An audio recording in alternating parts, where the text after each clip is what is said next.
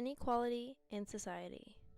Equality is ensuring individuals or groups are treated fairly in order to promote an equal society. Everyone should have an equal opportunity regardless of their race, gender, disability, religion, age, or sexual orientation. That being said, equality needs to be enforced more in the world. In Shemin Auditorium, Transmedia Colloquium TRM 152 was a class where my colleagues and I spent the first unit focusing on inequality, whether it consisted of wealth equality or gender and race equality. First, we learned about I Am Not Your Negro, a documentary film that was directed by Raoul Peck based on the true story of James Baldwin's very own unfinished manuscript, Remember This House. The story of the Negro in America is the story of America. There are days when you wonder what your role is in this country and what your future is in it. Not everything that is faced can be changed, but nothing can be changed until it is faced. Because I'm not a nigger, I'm a man. But if you think I'm a nigger, then you gotta find out why. The Academy Award-nominated film, I Am Not Your Negro. Then we moved on to talking about colonialism, the policy or practice of acquiring full or partial political control over another country, occupying it with settlers or exploiting it economically. When touching on colonialism, we came across two different types of colonization. Settler colonialism is a form of colonialism which seeks to replace the original population of the colonized territory with a new society of settlers. This type of colonialism is typically based on domination and typically organized or supported by an imperial authority. Second type of colonialism is exploitation colonialism. It means that there is a national economic policy of conquering a country to exploit its population as labor and its natural resources as raw material. Gay McDougall, member of the Committee of the Elimination of Racial Discrimination, speaks about the trends of discrimination today to an interviewer of the UN Human Rights. Just like equality, Gay suggests that each and every one of us must stand for human rights. I was born and I grew up in Georgia in the United States when there was de jure, by law, racial segregation. I had spent my whole life in a society and a system that denigrated the human rights of people like myself because of the color of our skin. States have obligations to address these issues in positive ways. Hate speech has become out of control. It's no longer considered impolite.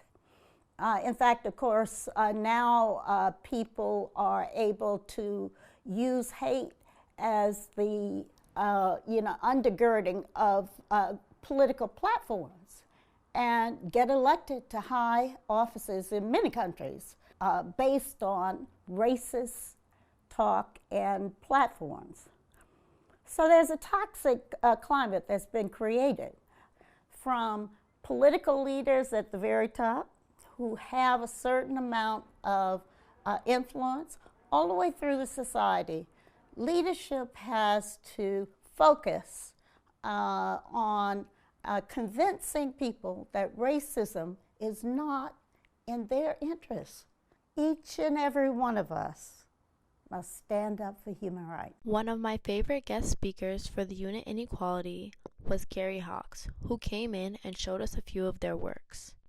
Carrie Hawks's Black Enough was a film that captured the perspective of a queer oddball that seeks approval from Black peers despite a serious lack of hip-hop credentials. The short, animated documentary takes viewers on a quest for belonging.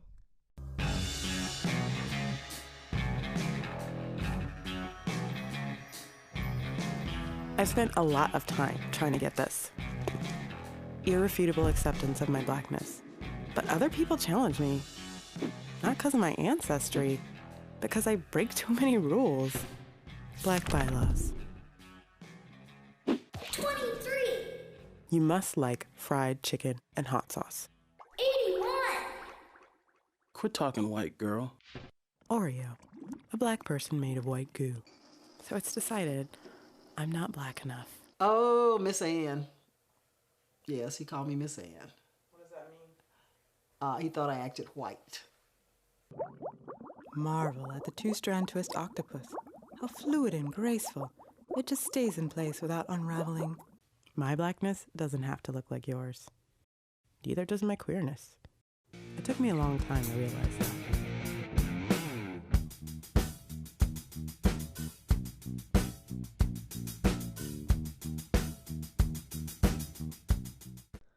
Not only can Hawks move and inspire people about how unfairly they've been treated through their works, one of the most influential people in my life, famous Janelle Monáe, speaks to the New Yorker about redefining what it means to be a woman and uniting people through art. I'm not into respectability politics. You know, when I wear a tuxedo or I'm covered, it's an act of rebellion for me. It's about redefining what it means to be a woman and what can be sexy. And that has never been about making people comfortable. You know, I had to remind myself that when I take off my makeup, when I take off my tour outfit, you know, when I come home from working as the artist Janelle Monáe, the truth is I am a young black queer woman who grew up to working class parents and a grandmother who served food in the county jail for 25 years. That is my life. And when I look out, I see people that every single day are told that they don't matter by those in the position of power. And that feels like a direct attack on the people that I love and that I care about. And I easily fit into a lot of those marginalized groups, but because I am an artist and I have a platform and I have been able to tour around the world and not have to deal with those everyday issues in the same way that most folk do, there's a sense of responsibility that I feel and an obligation that I feel like I have. The great thing about creating music is that you can bring people together no matter what their political beliefs are. You have the power to unite people. And once you get people in a room, there's so much space for them to get to know each other, to get to smile at each other and just say, hey, I was wrong about you. I think you can do that around art. Art connects people. As you can see, inequality has been demonstrated for years on end, and it won't stop until people like myself are able to help guide each individual to success. We, as individuals, must redesign policies to boost growth and inclusiveness. And like Janelle Monáe said, we have the power to unite people. That's all, folks.